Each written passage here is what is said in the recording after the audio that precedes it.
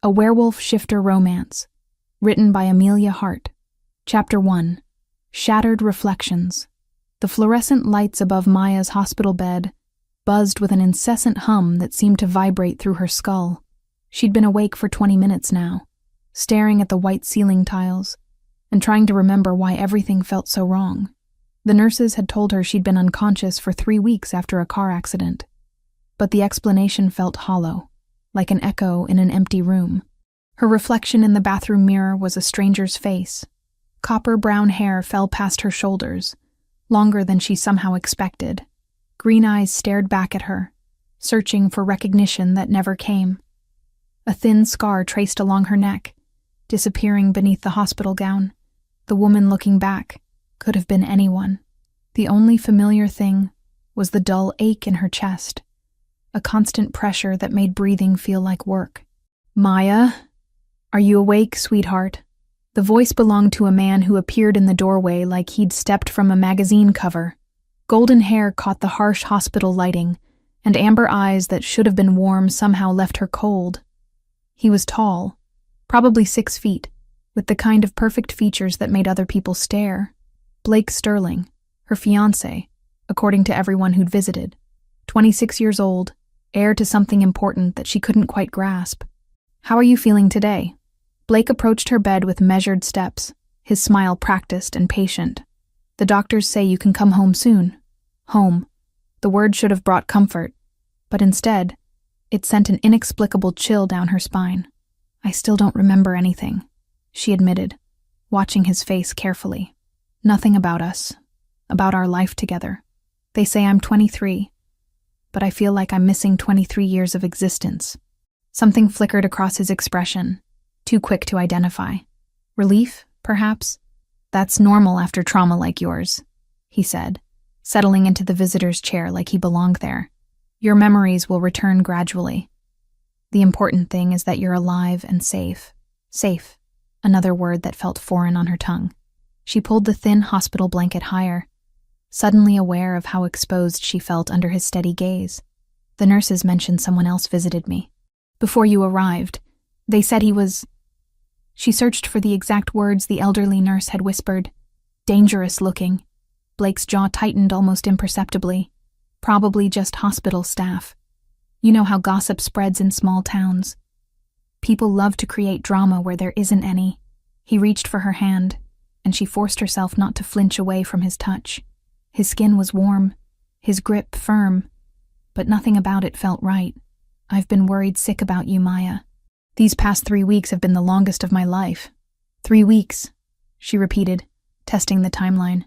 "Where were you immediately after the accident? If we're engaged, wouldn't you have been the first person they called?" "I was out of town on business." "Pack business."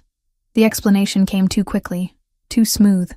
"Communication is spotty in the Northern Territories. I got here as soon as I could. Pack business." Another piece of information that felt important, but remained frustratingly out of reach. She knew, somehow, that she was different from regular humans. The knowledge sat in her bones like an inherited memory, but the details remained shrouded in fog. When she'd asked the doctors about feeling strange, they'd attributed it to the head injury. But this felt deeper, more fundamental. A young nurse with kind eyes appeared in the doorway, carrying a small plastic bag. "Miss Winters? These are your personal belongings from the accident. We've been keeping them safe for you." Blake stood abruptly. "I'll take those. Maya needs to rest." "Actually," Maya interjected, surprising herself with the firmness in her voice, "I'd like to see them. Maybe something will help trigger a memory." The nurse looked between them uncertainly before handing Maya the bag. Blake's displeasure was palpable, but he couldn't object without seeming controlling. Inside were a few items that should have been familiar but weren't. A silver bracelet with intricate wolf designs, a cell phone with a cracked screen, her wallet containing an ID that confirmed her identity as Maya Winters, and a worn leather purse that felt expensive between her fingers. As she rifled through the purse's contents, her fingers found something unexpected tucked into a hidden pocket she hadn't noticed at first. A small piece of paper, folded carefully and wedged behind the fabric lining. Her heart rate quickened as she unfolded it, aware of Blake's sharp attention. Written in bold, unfamiliar handwriting, were 7 words that made her breath catch. The truth is in Shadowfen. CH. What's that? Blake's voice had lost its gentle tone entirely. I don't know. She folded the note quickly, palming it with practiced ease that surprised her. Just an old receipt. But even as she lied, something deep inside her stirred. Shadowfen. The name resonated like a distant bell, calling to a part of her that the accident hadn't managed to destroy. And those initials, CH, sent an unexpected warmth through her chest, followed immediately by a stab of longing so sharp it left her breathless.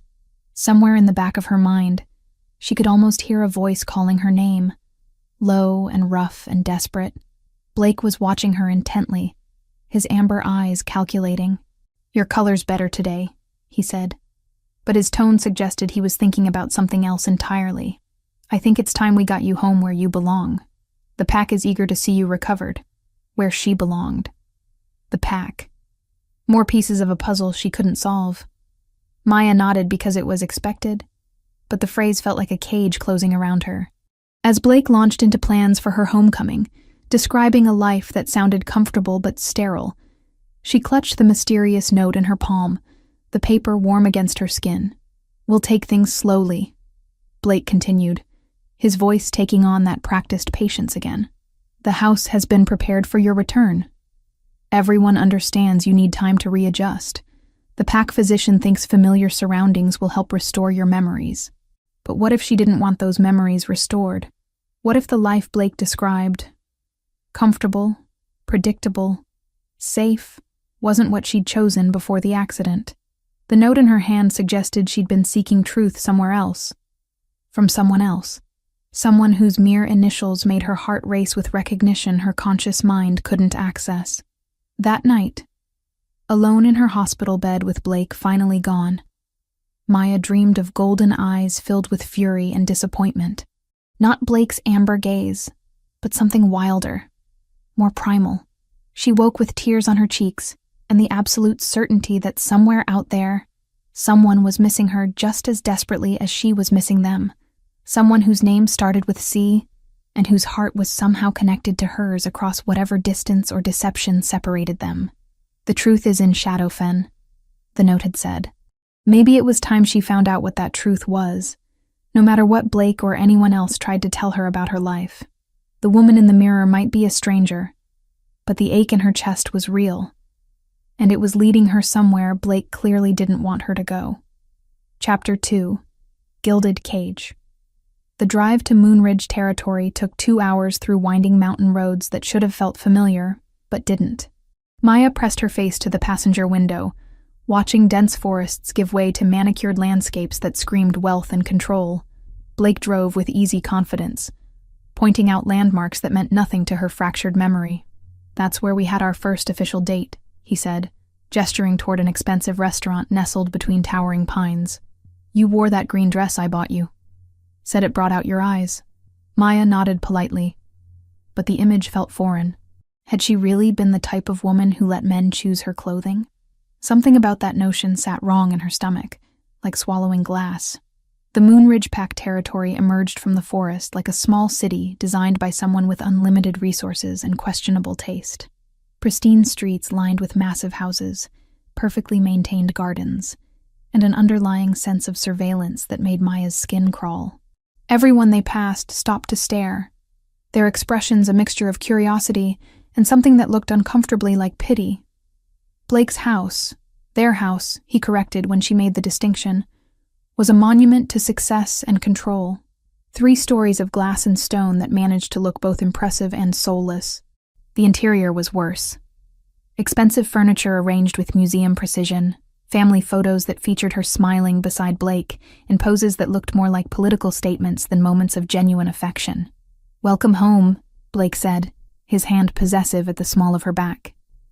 I had the staff prepare your favorite meal. Hopefully familiar tastes will help trigger some memories. Maya's supposed favorite meal was salmon with herbs she couldn't identify, served on china that cost more than most people's cars. It tasted like nothing. Cardboard expensive enough to impress visitors but lacking any real substance.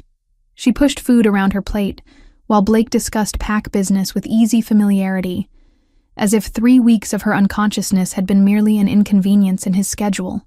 "The northern border negotiations are proceeding smoothly," he was saying to his beta, a nervous man named Derek, who kept shooting Maya uncomfortable glances. "The Shadowfen pact continues to be problematic, but nothing we can't handle." Shadowfen. Maya's fork paused halfway to her mouth. There was that name again, the one from the cryptic note still hidden in her pocket. "Tell me about Shadowfen," she said casually, watching Blake's reaction. His entire demeanor shifted, amber eyes hardening with something that looked like hatred. "There are enemies, Maya. Brutal, uncivilized wolves who respect nothing but violence. Their alpha is particularly dangerous." He reached across to cover her hand with his. "Promise me you'll stay away from the northern borders. Those animals would hurt you without hesitation." Animals. The word carried such venom that Maya wondered what exactly had happened between the packs. But when she tried to ask for details, Blake deflected with practiced ease, suggesting she rest and let her memories return naturally.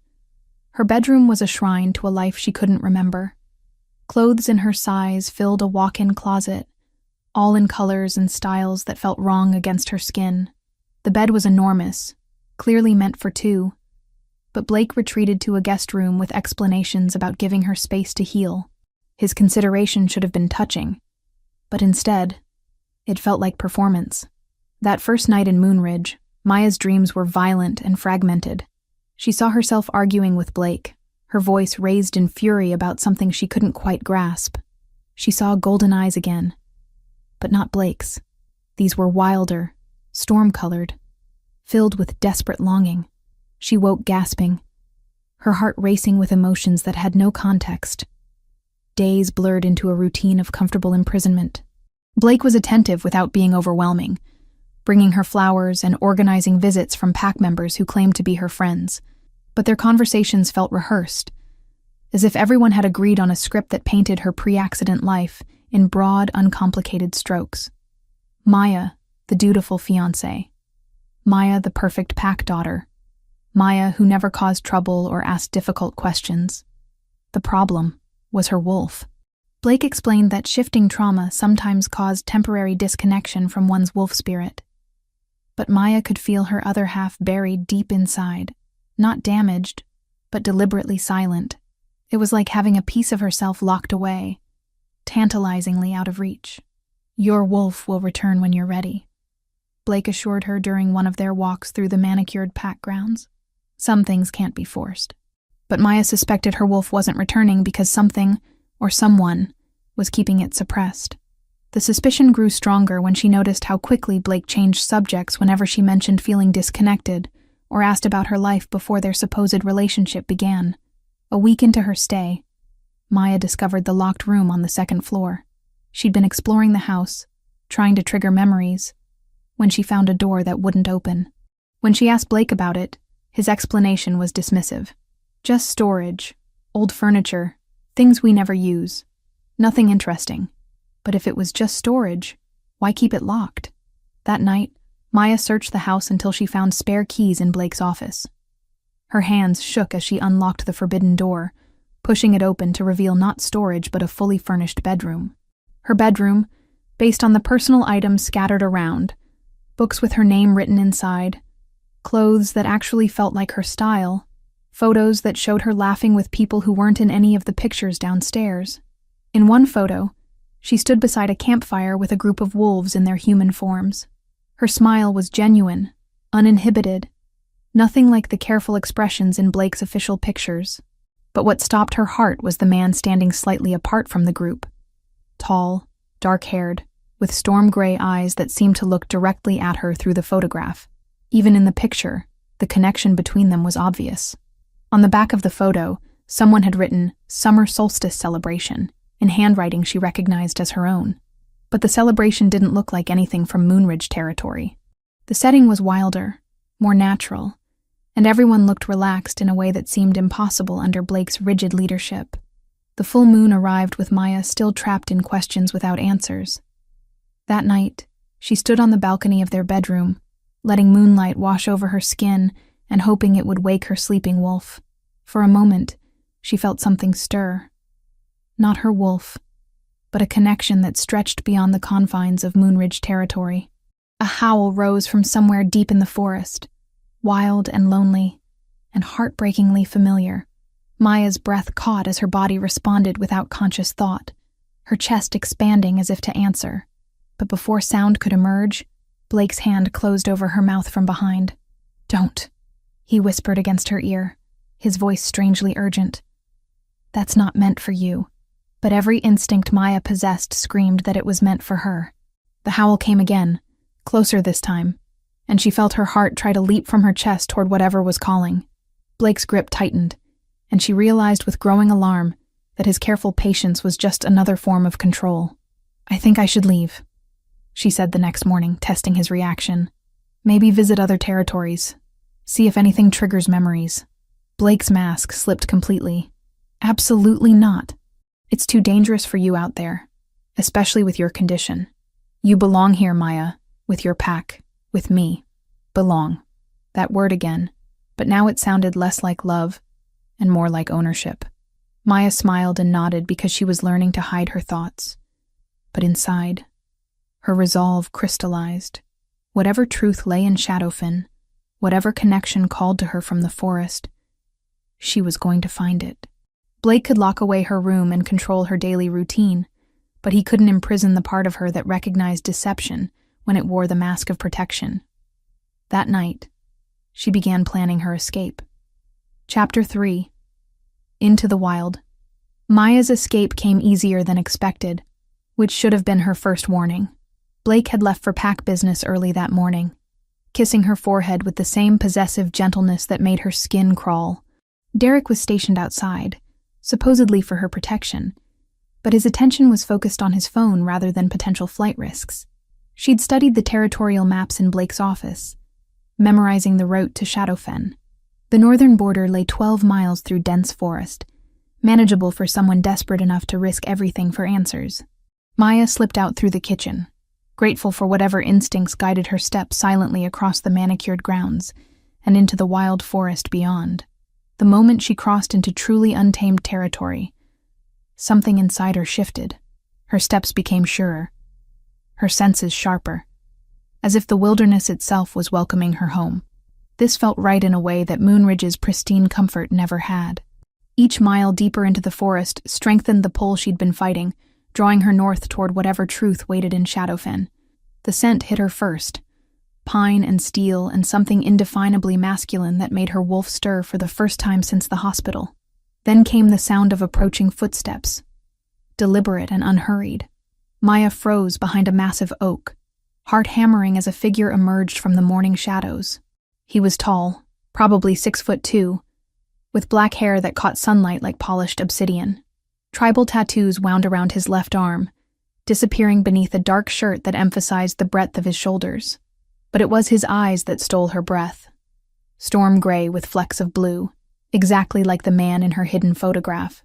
When their gazes locked, recognition slammed through her like lightning. "You shouldn't be here." His voice was rougher than Blake's polished tones, carrying an edge that spoke of real authority rather than inherited privilege. But beneath the warning, Maya heard something else. Relief so profound it made her knees weak. "I'm looking for Shadowfen territory," she said, proud when her voice remained steady despite the chaos in her chest. "Someone told me I might find answers there." Something flickered across his features. Hope, maybe, or desperate longing quickly suppressed. Maya. Her name on his lips sounded like prayer and curse combined. "What has he done to you?" The question confirmed what she'd suspected. This man knew her, knew the truth Blake had been hiding. "I don't remember you," she admitted, stepping closer despite every warning Blake had given her about dangerous Shadowfen wolves. "But I know you're important. I can feel it." His laugh held no humor. "You can feel it. After everything he's put you through, you can still feel the connection." He studied her face with an intensity that should have been uncomfortable, but felt like coming home. "How much do you remember about the accident?" "Car accident. 3 weeks unconscious. Mysterious memory loss." Maya recited the official story, watching his expression darken with each word. "Blake says my memories will return gradually. That I need to be patient." Blake Sterling is a liar and a murderer. The words cut through the forest air like a blade, spoken with such conviction that Maya's carefully constructed world tilted sideways. There was no car accident, Maya. He hurt you when you tried to expose what he really is. The accusation should have shocked her, but instead, it felt like puzzle pieces clicking into place. Then tell me what really happened. Tell me who you are. I'm Cade Hunter, Alpha of the Shadowfen Pack. He stepped closer, close enough that she could see the pain etched in the lines around his eyes. And 3 months ago, you chose me over him. Chosen him. The words resonated through her bones, waking echoes of emotions too strong to be completely erased. Maya's hand moved unconsciously to the scar on her neck, hidden beneath her collar. Did Blake do this to me? Cade's entire frame went rigid, hands clenching into fists at his sides. He found out about us. Found out you'd been investigating his activities, gathering evidence of his crimes. When you told him you were choosing love over duty, choosing me over pack politics, his voice broke slightly. He nearly killed you, Maya. Head trauma severe enough to cause selective amnesia. Then he played the devoted fiancé while you recovered, feeding you lies about your life. The forest spun around Maya as fragments of memory tried to surface. Blake's face twisted with rage, the taste of blood, desperate fear as consciousness faded. But the memories slipped away like smoke, leaving only the hollow certainty that Cade was telling the truth. Why should I trust you over him? She asked, though her heart was already providing the answer. For all I know, you're the dangerous one. Cade's smile was sharp with bitter understanding. Because you came here. Because despite having your memory stolen, despite weeks of Blake's manipulation, you still followed your instincts to find me. He gestured toward the north, where the forest grew even wilder. Come to Shadowfen. Let me prove what Blake doesn't want you to remember. Every reasonable part of Maya's mind screamed that following a strange alpha into unknown territory was insane, but the connection between them was undeniable. A pull stronger than gravity, older than memory. When Cade extended his hand, she took it without hesitation. The moment their skin touched, electricity shot through her entire nervous system. Images flashed behind her eyes. This same hand tangled in her hair, tracing patterns on her bare skin, holding hers as they ran together through moonlit forests. Her wolf, silent for weeks, suddenly howled with recognition and desperate joy. You feel it too, Cade breathed, his thumb tracing circles on her palm. The mate bond. Blake can steal your memories, but he can't break what's written in your soul. Mate bond.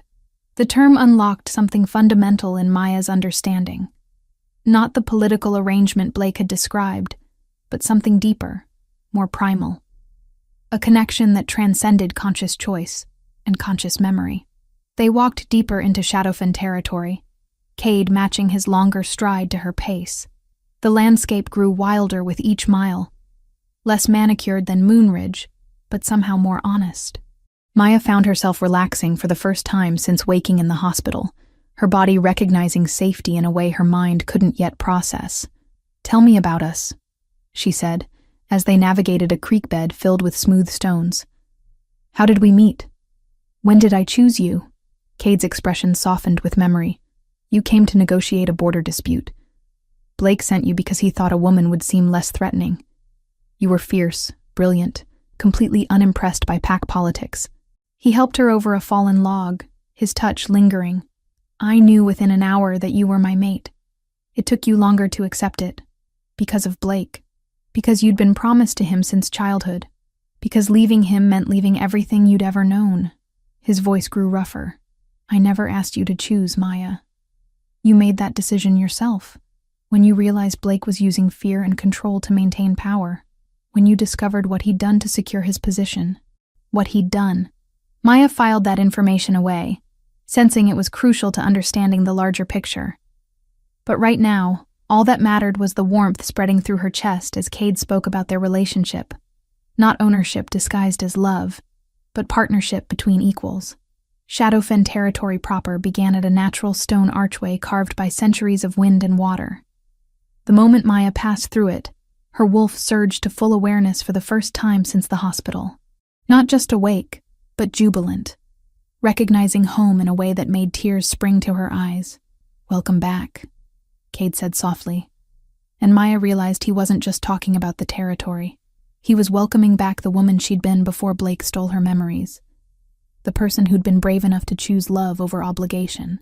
As they approached the heart of Shadowfen, Maya felt pieces of herself clicking back into place.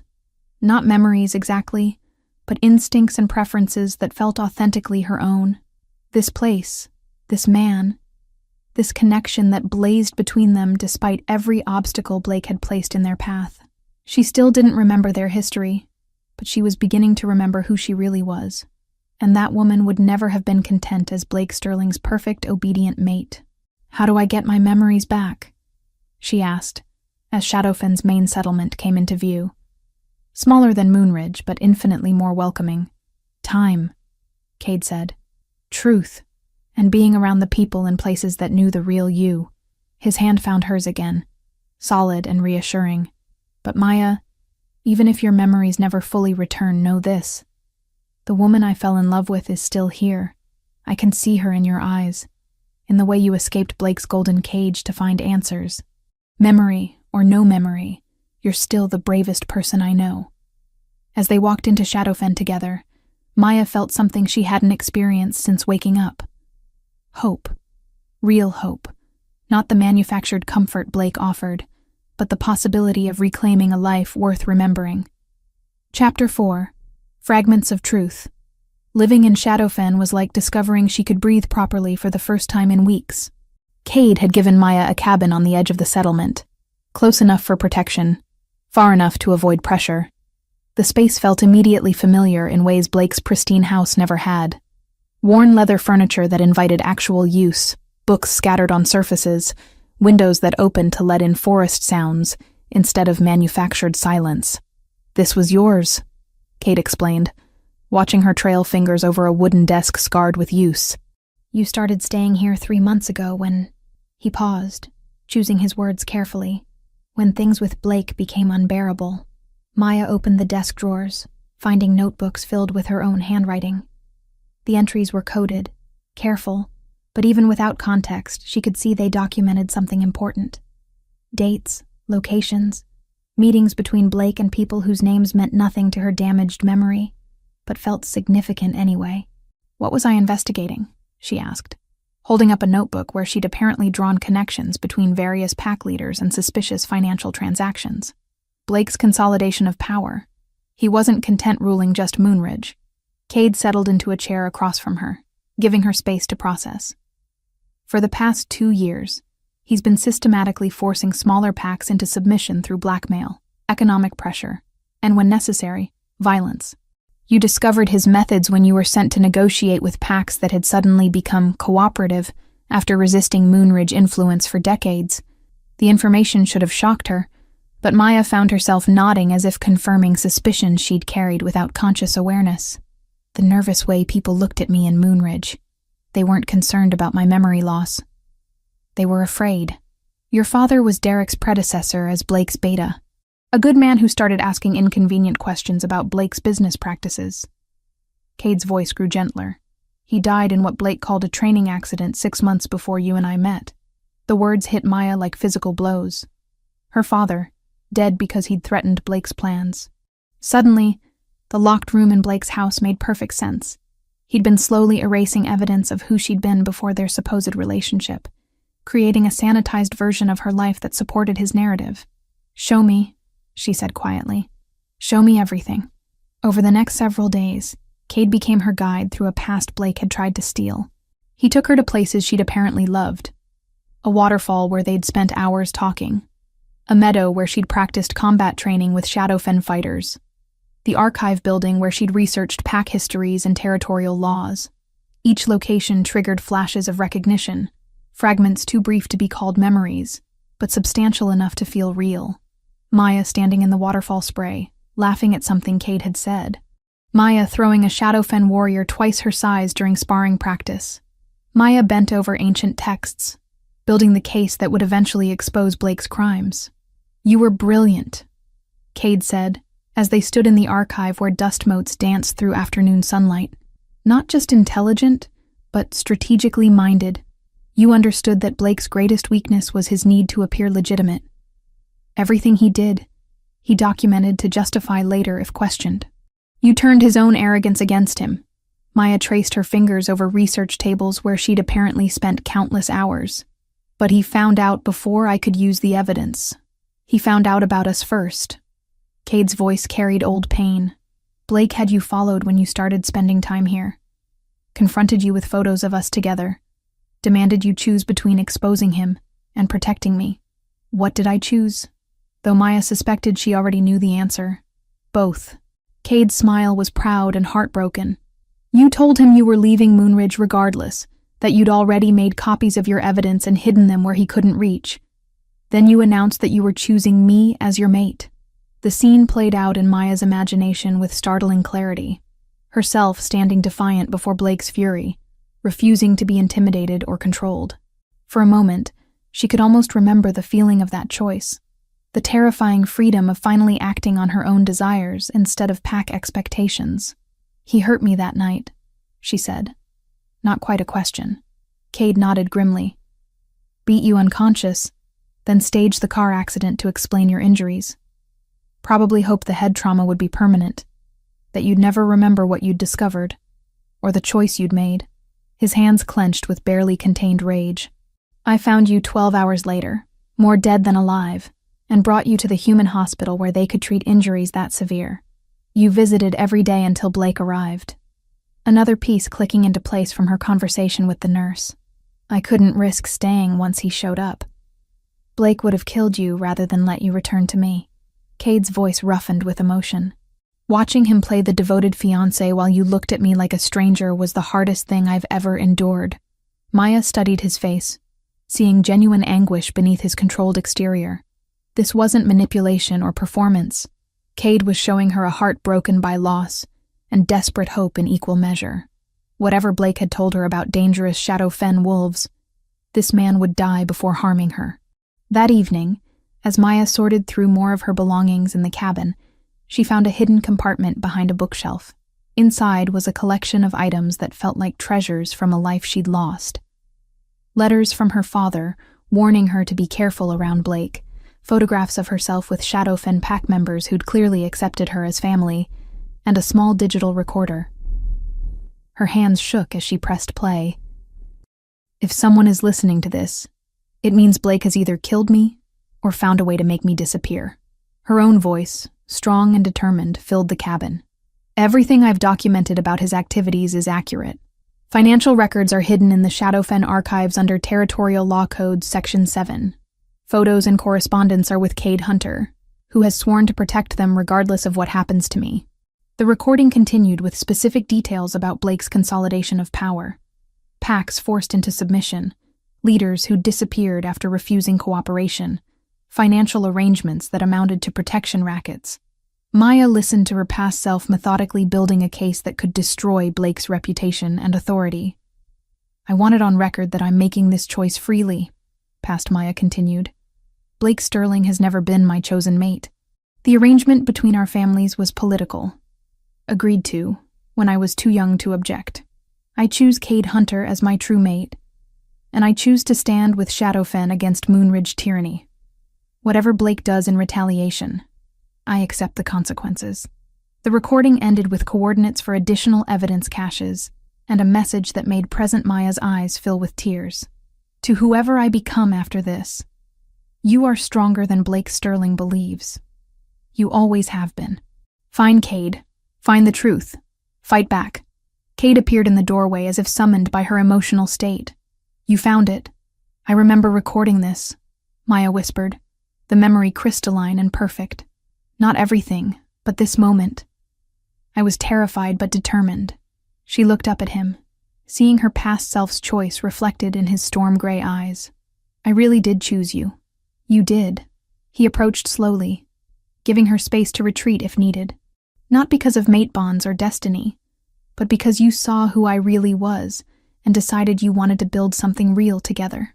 Maya stood, closing the distance between them until she could feel the warmth radiating from his skin. Show me, she said softly. Show me what I chose. Cade's hands framed her face with infinite gentleness. Are you sure? Your memories are still fragmented. I don't want you choosing me because of who you used to be. I'm choosing you because of who I am now. Maya's voice carried certainty that surprised her with its strength. Blake spent weeks trying to convince me I was someone else. Someone passive and obedient. But the woman on that recording, the woman who investigated corruption and chose love over duty, that's still me. I can feel her. When Cade kissed her, it was like coming home to a place she'd never truly left. Her body remembered what her mind had forgotten. The taste of him, the way he held her like she was precious but not fragile. The electric connection that blazed between them regardless of amnesia or manipulation. Maya's wolf finally, completely awakened, howling with joy at the reunion her human half was just beginning to understand. As Cade held her close, she felt pieces of herself snapping back into alignment. Not the sanitized version Blake had tried to create, but the real woman who'd been brave enough to fight for truth and love. She still didn't remember everything, but she remembered enough. Enough to know Blake had stolen months of her life through deception and violence. Enough to understand that her choice of Cade over duty had been the first truly free decision she'd made in years. And now, with her mate's arms around her and evidence of Blake's crimes in her hands, Maya began planning how to reclaim everything he'd taken from her. Chapter 5. Sins Unveiled. Maya had been in Shadowfen for 6 days when Blake came for her, and he didn't come alone. The sound of vehicles approached at dawn, more than necessary for a simple retrieval, suggesting Blake expected resistance. Cade's entire pack mobilized instantly, warriors taking defensive positions while non-combatants retreated to secured areas. He's brought 20 fighters, reported Elena, Cade's second-in-command, from her scouting position. Armed and positioned like they're planning a siege, not a negotiation. Maya stood beside Cade in the main clearing, her recovered memories now complete enough to understand the stakes. This wasn't about retrieving a confused amnesia victim. This was about preventing her from exposing crimes that could destroy Blake's carefully constructed empire. Blake emerged from the lead vehicle looking every inch the righteous alpha defending his territory and mate. His golden hair caught morning sunlight, his amber eyes blazing with manufactured fury, his posture radiating the kind of authority that convinced weaker wolves to submit without question. Behind him, his fighters spread out in practiced formation. Maya? He called across the clearing, his voice carrying disappointment and concern that would have fooled anyone who didn't know better. Thank God you're safe. We've all been so worried. Safe from what? Maya stepped forward, ignoring Cade's protective instinct to keep her behind him. From remembering the truth about what you did to me? Blake's expression shifted through several emotions. Surprise, calculation, and finally cold anger. I see this savage has filled your head with lies. That's what happens when brain injuries leave you vulnerable to manipulation. The only manipulation happened in your house. Maya's voice carried across the clearing with crystal clarity. 3 weeks of you feeding me false memories while my real life was locked away in a room you didn't think I'd find. A murmur went through Blake's fighters. Some looked genuinely confused, as if they'd believed Blake's version of events. Others watched their alpha with the wary attention of people who'd seen his true nature, but never dared question it. You're not well, Maya. Blake took a step forward, his tone gentle but his eyes hard. This place, these people, they're taking advantage of your condition. Let me take you home where you can receive proper medical care. Home. Maya laughed, the sound sharp with bitter amusement. You mean the prison you built to keep me controlled and compliant? The shrine to a woman who never existed outside your fantasies of the perfect, obedient mate. Blake's mask slipped completely. You belong with your pack. With me. I won't let these animals corrupt you further. Animals? Cade's voice cut through the tension like a blade. Interesting choice of words from someone who beats unconscious women and stages accidents to cover his crimes. You have no proof of any... Actually, I do. Maya pulled the digital recorder from her pocket, holding it up for everyone to see. My own voice, detailing everything you've done to consolidate power. Every pack you've forced into submission.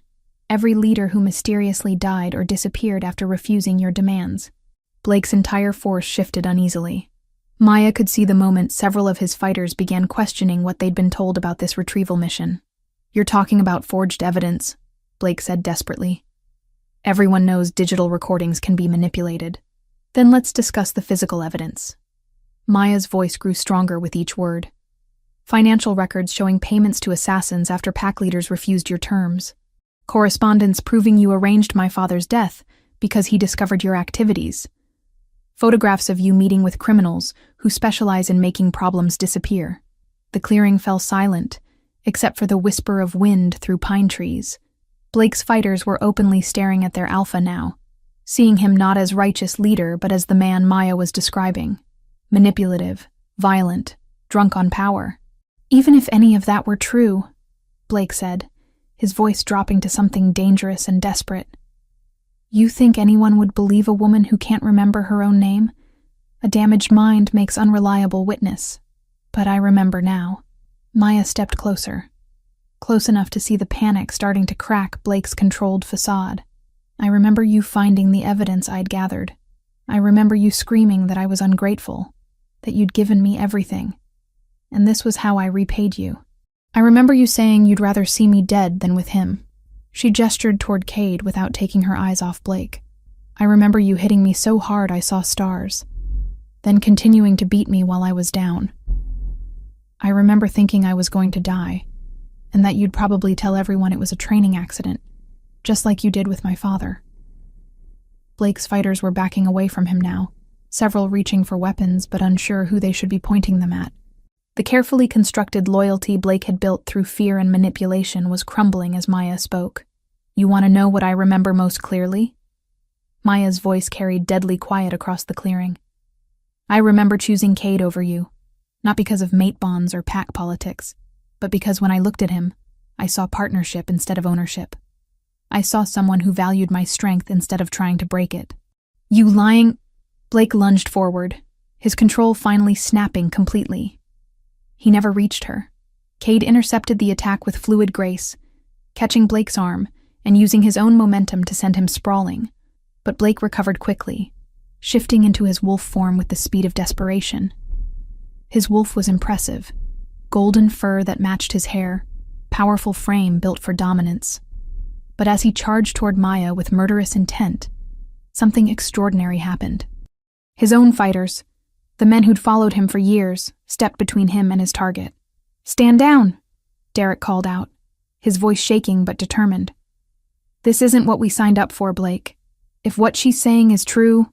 Blake's wolf snarled, but he was outnumbered and he knew it. Slowly, reluctantly, he shifted back to human form, naked and vulnerable in ways that had nothing to do with clothing. You have no idea what you're doing, he said to his own fighters, his voice raw with betrayal. She's turned you against your own alpha. You turned us against you. Derek replied sadly. We followed you because we believed you were protecting the pack. But attacking your own mate? Covering up murder? He shook his head. That's not leadership. That's tyranny. The fight went out of Blake all at once, leaving him looking smaller somehow, diminished by the loss of others' fear. You think you've won, he said to Maya, but his voice held defeat rather than threat. You think exposing me will change anything. There will always be another alpha ready to take power through strength. Maybe, Maya acknowledged, but there will also always be people ready to stand up to them. People who choose justice over comfort, truth over convenience. She looked around at Blake's former fighters, at Cade's pack members, at everyone who'd witnessed this confrontation. People who remember that real strength protects instead of terrorizes. What happened next surprised everyone, including Maya herself. Blake didn't fight or threaten or try to bargain. Instead, he collapsed to his knees in the dirt, the weight of his exposed crimes and lost authority crushing him completely. I loved you, he whispered, looking up at Maya with genuine anguish. Everything I did was to protect you, to build something worthy of you. No, Maya said firmly, but not without compassion. You loved the idea of possessing me. You loved having something beautiful and rare that belonged only to you. But you never loved me enough to let me choose my own path. Blake's remaining resistance crumbled entirely. As Derek and the other former Moonridge fighters restrained their fallen alpha, Maya felt something she hadn't expected. Not triumph, but profound sadness for what Blake could have been if he'd chosen partnership over domination. But her sadness was tempered by fierce satisfaction. She'd reclaimed her memories, her choices, and her power to stand against injustice. Blake Sterling's reign of fear was over, and Maya had been the one to end it. As Cade's arms came around her, strong and protective but never possessive, Maya realized this was what freedom felt like.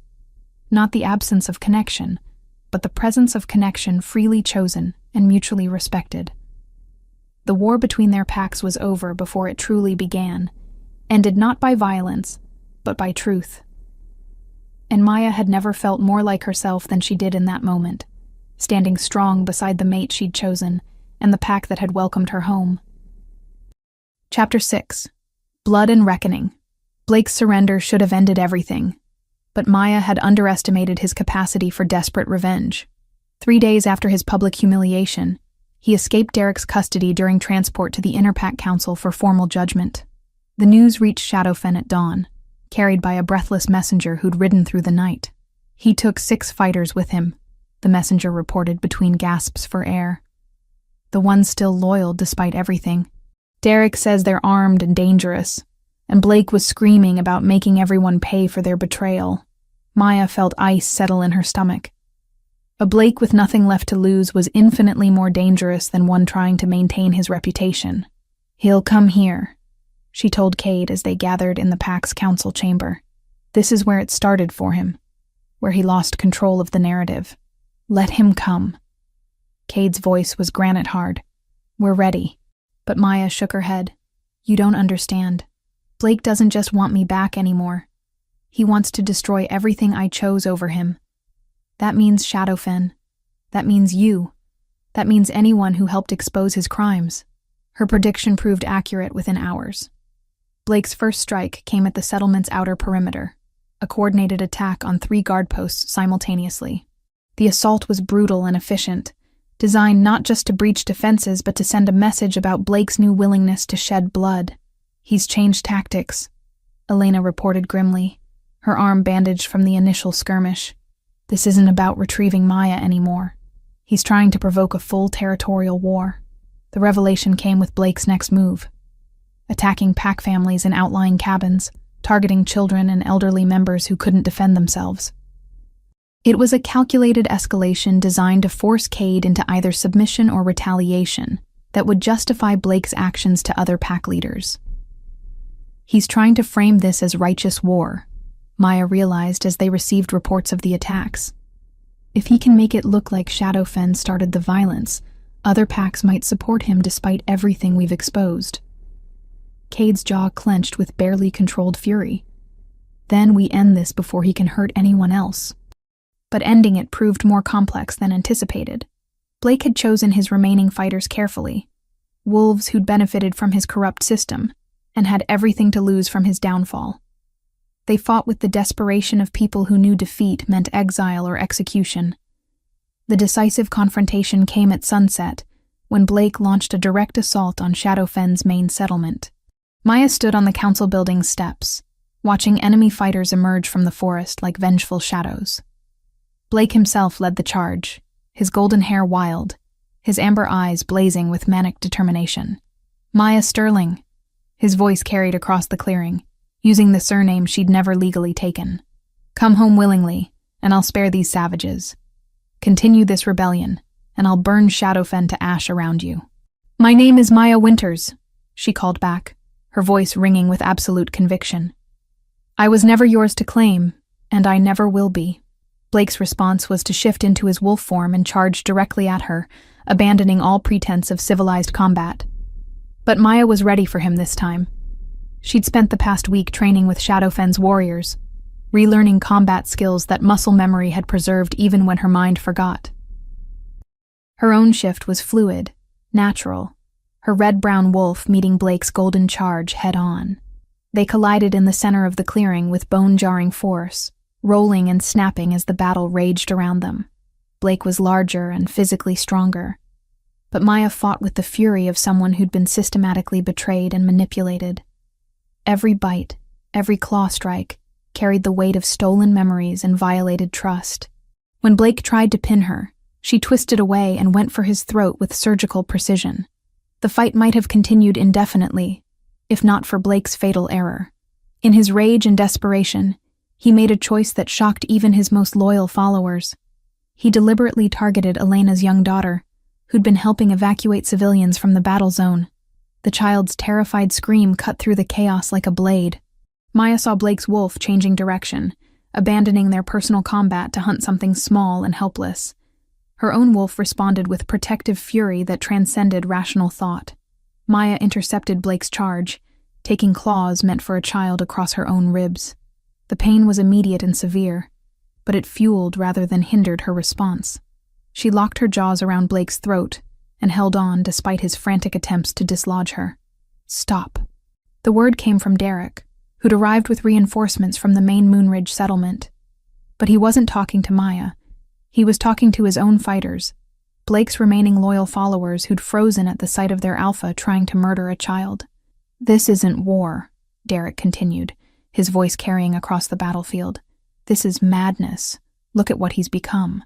One by one, Blake's fighters stepped back, lowering their weapons, refusing to continue following someone who'd attack innocents. Even in wolf form, Blake seemed to understand his complete abandonment. His struggles grew weaker, more desperate, until he finally shifted back to human form beneath Maya's relentless grip. Please, he gasped, blood running from the punctures Maya's teeth had left in his throat. I loved you. Everything I did was for love. Maya released him and shifted back to human form, standing over Blake's broken figure. Love doesn't steal memories. Love doesn't manipulate and control and terrorize. What you felt was ownership, and I was never your property to possess. Blake tried to rise, to make one final desperate attack, but his body betrayed him. The injuries from their fight, combined with the psychological devastation of losing everything he'd built, left him shaking and defeated in the dirt. Kill me, he whispered, looking up at Maya with genuine desperation. I can't live knowing you chose him over everything we could have been. No, Maya said quietly. You're going to live with the consequences of your choices, just like everyone you hurt had to live with the consequences of yours. What killed Blake in the end wasn't violence, but rejection. Complete, total, absolute rejection by everyone whose opinion he'd ever valued. His own fighters stood with Derek, openly condemning their former alpha's actions. Pack leaders from across the region, summoned by reports of the conflict, witnessed his breakdown and found him unfit to lead even himself. Blake Sterling died not from Maya's claws, but from the weight of his own corruption, his heart simply stopping as he realized that everything he'd built through fear and manipulation had crumbled beyond repair. His last words were Maya's name, spoken not with love, but with the bitter regret of someone who destroyed the very thing he'd claimed to treasure. As Blake's body grew still in the blood-soaked clearing, Maya felt no triumph, only profound exhaustion and the hope that his death might finally bring peace to everyone he'd terrorized. Derek approached cautiously, his face etched with shame and sorrow. Maya, I want you to know, not all of us knew the extent of his crimes.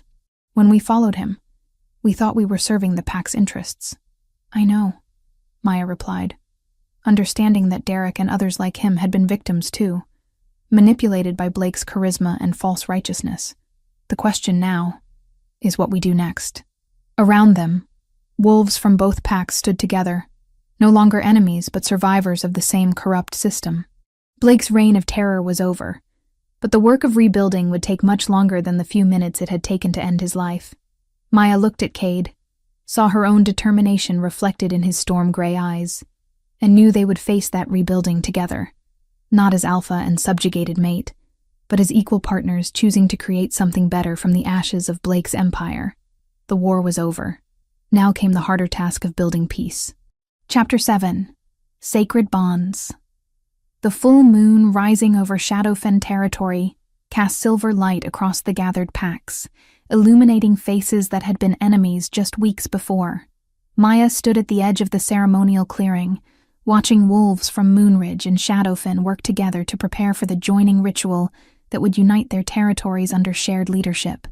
Derek approached carrying an armload of ceremonial torches, his expression still shadowed by guilt, but brightened by genuine hope. "The elders from both packs have agreed to the terms," he reported. "Joint leadership council, shared resources, protection for all pack members regardless of original territory. It's unprecedented, but then again, so is everything else that's happened." Maya nodded, her attention split between the preparations and the man moving through the crowd with easy authority. Cade directed the setup with the same calm competence he brought to everything, ensuring both packs' traditions were honored in the ceremony that would make their mating bond official. "Nervous?" Elena appeared at Maya's elbow, offering a cup of the traditional pre-ceremony tea that was supposed to calm the spirit and open the heart. "Terrified," Maya admitted, accepting the warm cup gratefully. Not of Cade, not of the bond, but of the responsibility. Leading one pack is challenging enough. Two packs with a history of conflict will thrive under leaders who understand both strength and compassion. Elena finished firmly. "You've already proven that, Maya. Look around. These people aren't just coexisting. They're genuinely cooperating." Maya followed Elena's gesture, seeing former Moonridge fighters sharing techniques with Shadowfen warriors, pack mothers from both territories organizing childcare together, elders comparing notes on pack history and law. The integration had been remarkably smooth, helped by the shared trauma of Blake's final violence and the clear evidence of what his methods had truly cost everyone. "The ceremony should begin soon." Cade's voice came from behind her, warm with affection and barely contained anticipation. "Are you ready?" Maya turned to face her mate, her breath catching at the sight of him in traditional ceremonial dress, dark leather and silver clasps that emphasized his warrior status, tribal markings painted on his chest and arms that told the story of his leadership and lineage. But it was his eyes that held her. Storm gray filled with such deep love and respect that her own heart raced in response. "I've been ready since the moment I chose you," she said, setting down her teacup to trace the painted symbols on his chest. "Though I have to admit, doing this in front of two entire packs feels more intimidating than facing Blake in combat." Cade's laugh rumbled through his chest beneath her palm. "At least if you change your mind, no one will try to beat you unconscious and stage your death." The dark humor should have been inappropriate, but Maya found herself smiling. They'd both learned to find lightness where they could, understanding that healing required both acknowledgement of trauma and the courage to move beyond it. "Maya," Derek's voice interrupted the moment, his tone formal but warm. "As senior surviving member of your father's bloodline, I'm here to ask the traditional question." Maya straightened, recognizing the ritual from half-remembered pack ceremonies. Derek represented her family in the absence of parents who should have been there to witness this moment. The grief was sharp but no longer consuming. She'd learned to carry loss without letting it define her. "Maya Winters, daughter of David Winters, do you choose this mate freely, without coercion or obligation?" Derek's voice carried across the clearing, ensuring everyone could witness her response.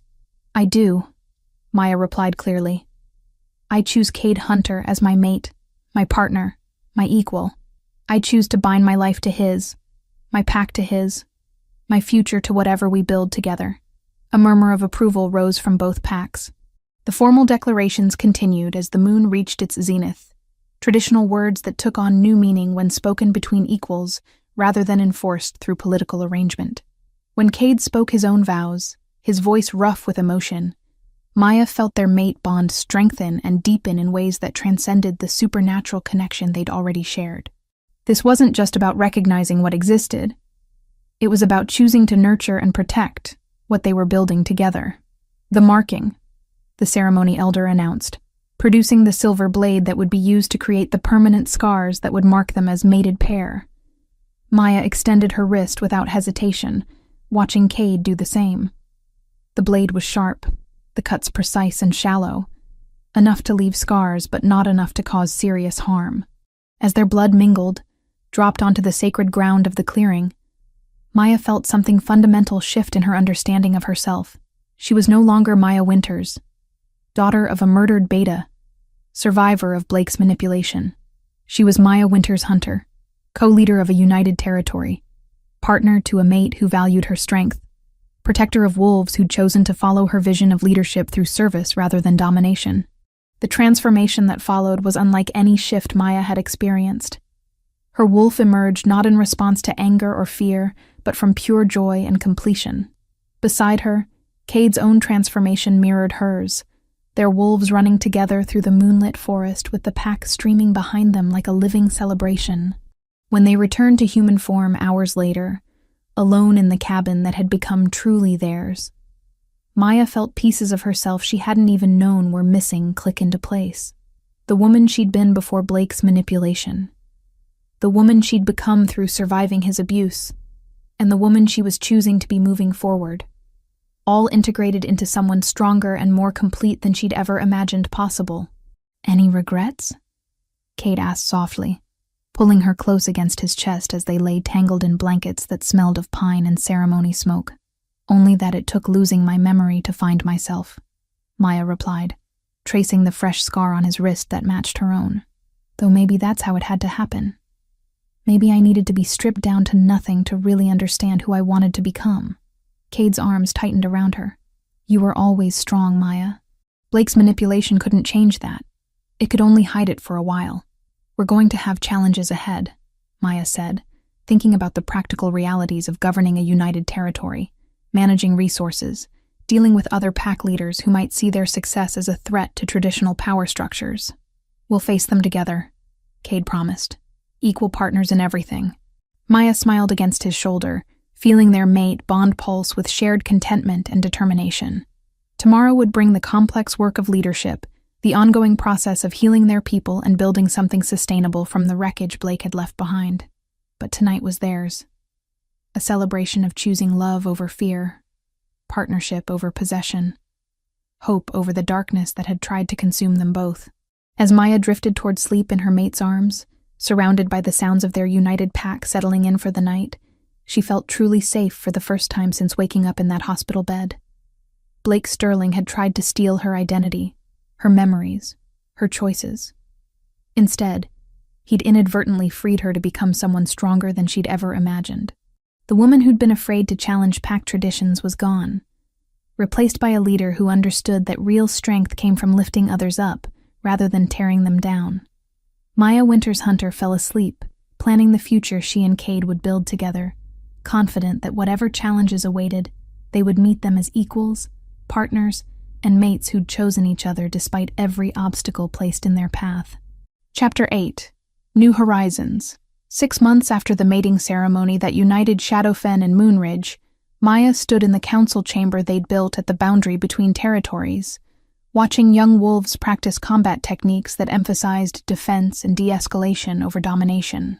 The training ground outside buzzed with activity as pack members who'd once viewed each other as enemies worked together to create something unprecedented in pack history.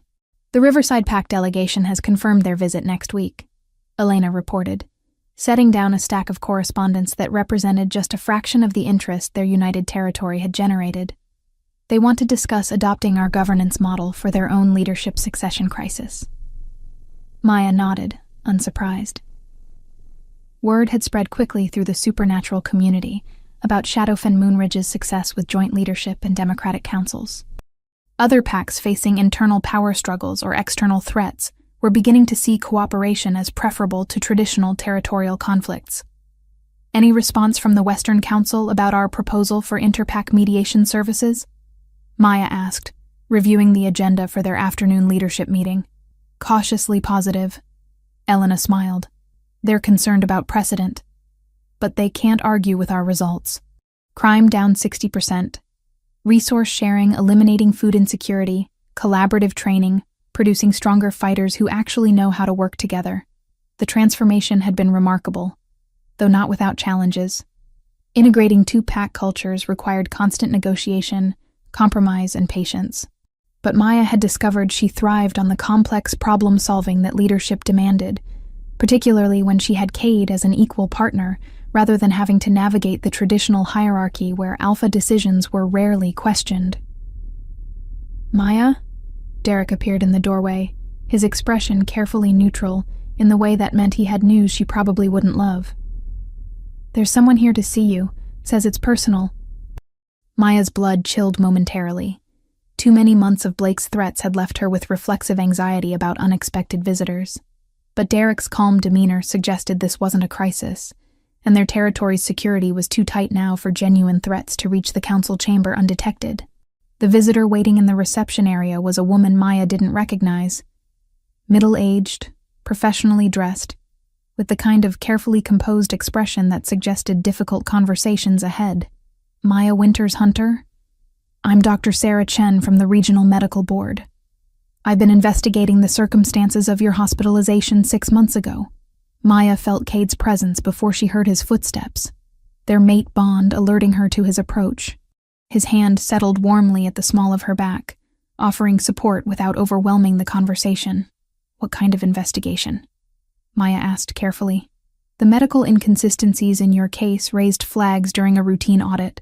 Car accident victims don't typically present with the specific pattern of head trauma you sustained, and the hospital staff reported unusual circumstances around your treatment. Dr. Chen opened a thick folder.